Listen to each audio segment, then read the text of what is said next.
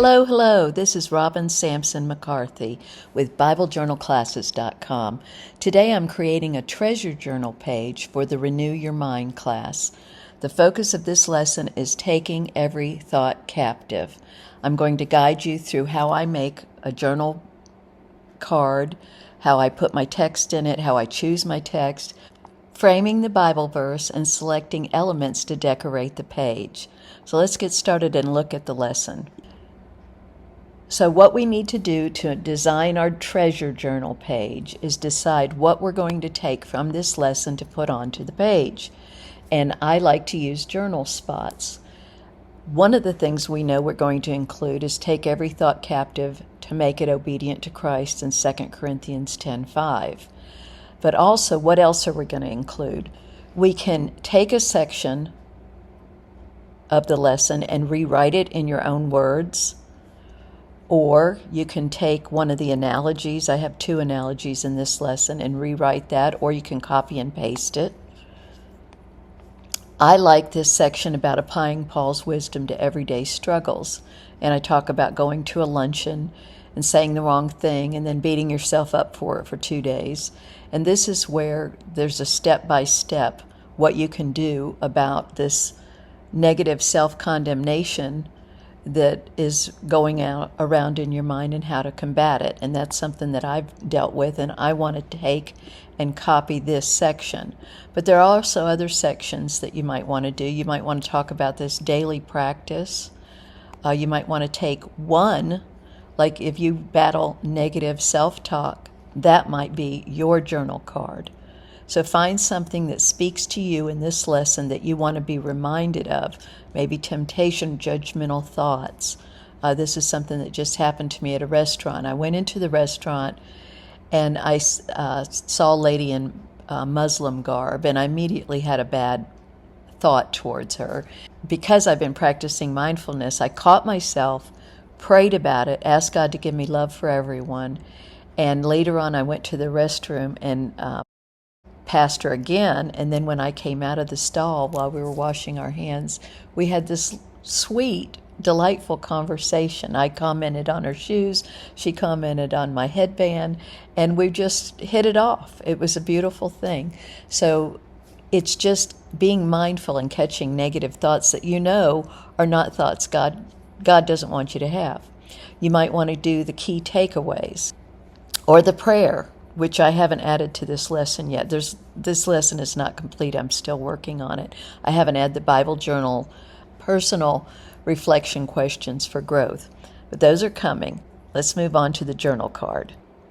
I chose to focus on the bullet list in this lesson on practical ways to apply 2 Corinthians 10:5 in my daily life. So first I'm going to go grab a journal card from the kit under journal spots. And let's see what we got. I'm just going to grab this first one. And I'm going to make the journal card separate from the journal page and then save it and then add it to the journal page. I find it easier to do this. You might want to do it right on the journal page itself. So let's make the text black. I'm going to use, first I'm going to edit. I'm going to take out all the sentences and just use the main highlight of the journal, the bold part of the journaling. About praying about it, asking God's perspective and guidance, evaluate it against God's truth. Does this align with what God says on forgiveness and grace? Taking it captive, making it obedient to Christ, replacing a negative thought with a positive one, praying for strength and renewal. And now I'm going to show you how to put more space in between the lines using the character box. I'm changing the font to a handwritten font called Noteworthy, and then we're going to change the leading. That's the space in between the lines. To adjust this, open the character box and replace. You'll notice that the text is set to 12 and the leading is currently set to auto. However, you can manually adjust the leading to make your text fit the page better or the journal spot better. Experiment with different leading values to find the perfect spacing for your journal layout, and this will help you create a visually pleasing and easy to read page. Next, we're going to add bullet points to this, and what you need to do is make a new text box, and we're going to use the lowercase t in the Wingding font, which makes a little diamond shape.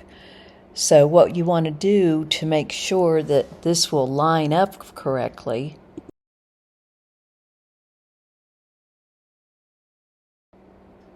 is to select the same character size as your main text. Match the leading, the line spacing of your bullet points to your text, which here we have 12 and 24. By doing this, your bullets will line up neatly with your text, creating a visually appealing and well-organized bullet list. This is a simple technique that adds a professional touch to your journal Now we'll title this bullet list and go get the word art, the chipboard word art that says "Take Every Thought Captive."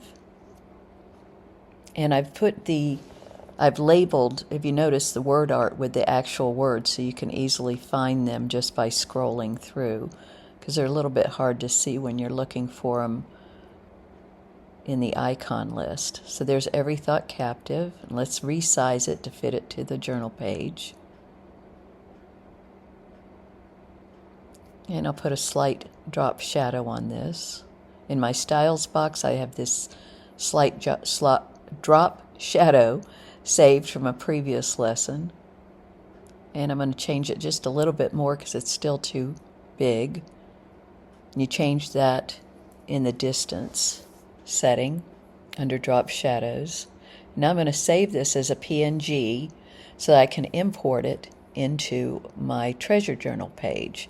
So this journal card I will also save as a TIF, which means I can go back and change the layering. I see a typo I need to change that I didn't remove one of the colons. Anyway, go ahead and save it as a PNG file. And again, you can go back and change it from the TIF, but you cannot change it from the PNG file. And then I'm going to open a journal page. Let's get started with this one. I really like the flowers on this page. And now we're just going to import that journal card that you just created. And that's all ready to go. Now let's make the Bible verse. Let's go grab a frame or a journal card to put the Bible verse on. And just look through your stash. By the way, there's a couple of kits that match this kit.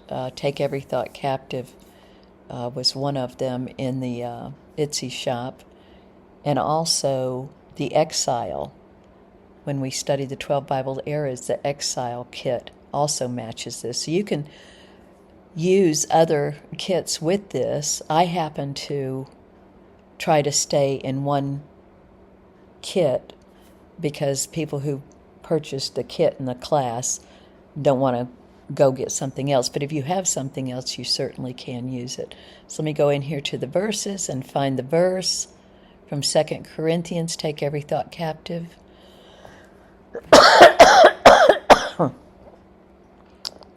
And let's recolor this verse. To match the page, grab one of the colors on the journal background. Audition several of the colors to see which color looks the best. I usually, once I do pick a color from the background, I make it a little bit darker so it stands out. So I'm going to try these dark corals and then try this green. And I like the coral better, so we're going to stay with that. So now we have the journal card with the verse. Put a drop shadow on it. And then let's decorate it up a little bit. I'm going to group this because I like grouping on my layers and rename it verse and frame, just to keep my layers palette organized, because sometimes I go 50 to 100 layers.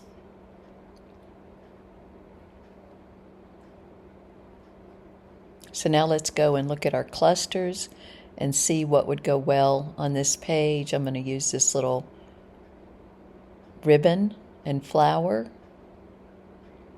Bring it to the front by hitting Command left bracket or right bracket.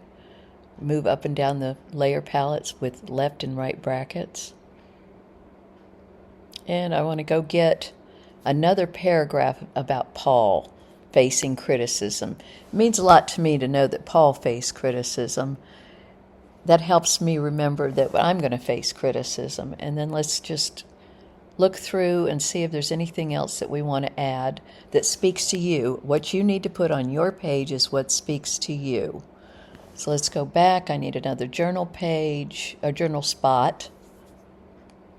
So this is a freebie. This one here is several freebies that are on my blog that match this kit. And let's see, which one am I going to use? I think I'm going to use this one over here with 2 journal cards together, and I'll show you how you can layer that.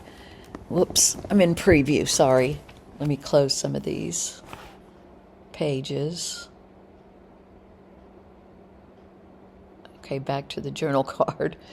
And let's put that in there. We're going to put it behind in just a minute. Now, instead of lining up the text to the lines, which sometimes I do, I take the time to do it, I'm just going to put whoops, I'm still in Wingding. Let me change my font to Noteworthy. And then I'm going to change the size. I'm going to edit this to fit on the page and just to have the key points. So remember, Paul faced criticism and made mistakes. Yet he did not let these experiences define or paralyze him with guilt, because that's exactly what I do, and I'm trying to learn not to do that. And instead of lining this up, which you could do by using the leading, you could fix this so it would line up with the lines, and sometimes that's fun to do. But today I'm going to make a white box to show you that you can edit the journal card. And I'm going to take the white box and group it with the frame. Click Command G on a Mac, Control G on a PC, and then click E, Command G or Control E to flatten it. So now let's fix the text. Again, open your character box and edit it. I'm going to take off the hyphenation because I don't like hyphenation on small journal cards. I think it makes it hard to read. And I'm going to change the text to 13. And that seems to fit. So we're going to line that up. And now I can twist it. I put it straight up and down to put the text in. And then after that you can group it and then twist it. And the text will twist with the journal card. Okay, and so now I want to resize the other journal card to fit this grouping, this little cluster I've made better.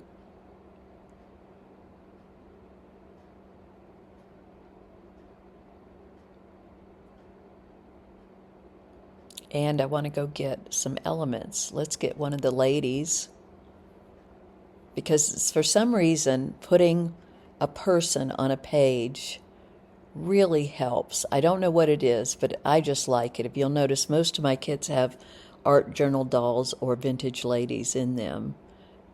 And then let's have her looking at the how to take every thought captive. And we'll keep playing with this until, put a drop shadow, until I get a layout I like. I'm going to add a few elements to it. And it's just auditioning, it's playing, it's dragging and dropping pretty.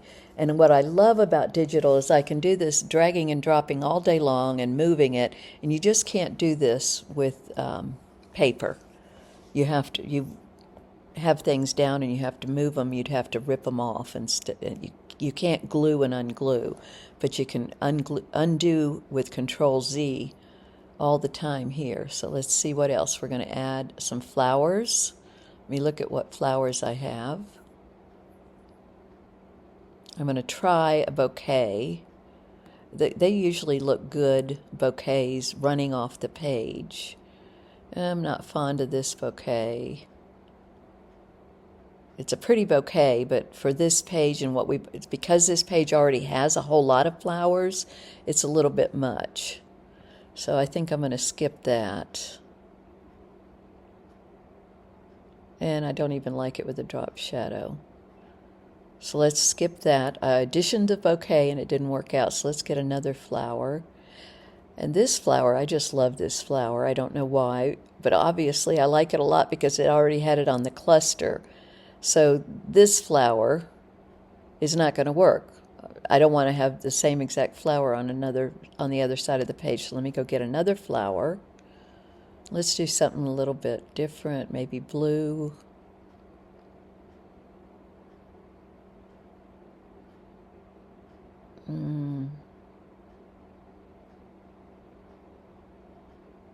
I'm going to go get another flower. I want this one because it's lighter. Okay, yeah, I like this flower. Let's go put it into the corner, coming off the page. Well, let's try it just on the journal. No, it's not going to look good there.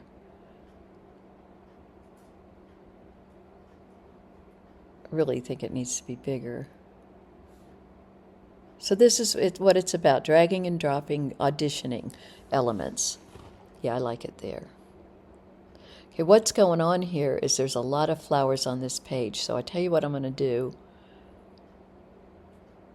I think I really like these flowers, but there's too many flowers on this page already, so I'm going to switch to another background. Another neat thing that you can do is switch out backgrounds. So let's go look at the journal pages and get one with fewer flowers, just more paint. Yeah, that'll work. That one or this one. Let's see. Okay, let's try this one. Okay, now I have room for more flowers.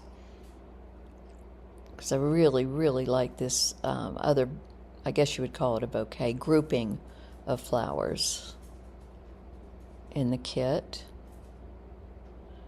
And, you know, I always give you about 20 or 30, so you have plenty to choose from. You don't have to use them all, but it's nice having all these options. That's what I want. I wanted to do a different group of flowers, and these in both the pink and the peach. And I really wanted them to go over the journal page, so let's bring that down just a hair. Okay. Now let's look at some other elements. We've got some word art.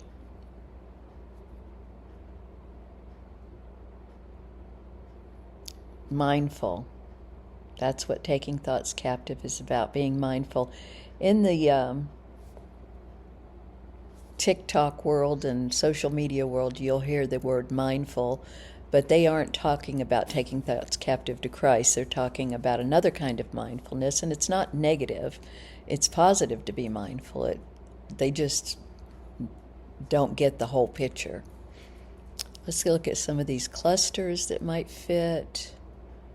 Several of them would work well on this, but let me go find an element. A brad. I'd like to put a brad and washi tape. Brads always fit. Here's one with a little peony on it.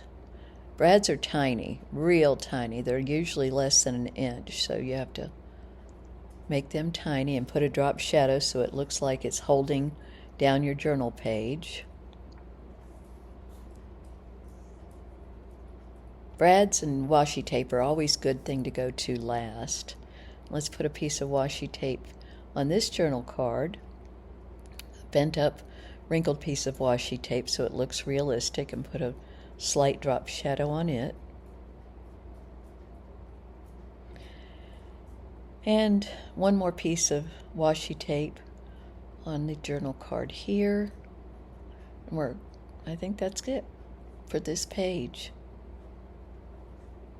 You want to have a lot of white space. They call it white space, even though it's colored because of the journal card. You don't want to shove so much stuff in there that you get lost in the text and you don't see. So I like grouping my journaling in little boxes and lots of space around. White space is a design principle. It's also known as negative space. It's a fundamental design principle that refers to empty or unused areas in a composition. White space doesn't mean it's white, it's simply the space around and in between the elements.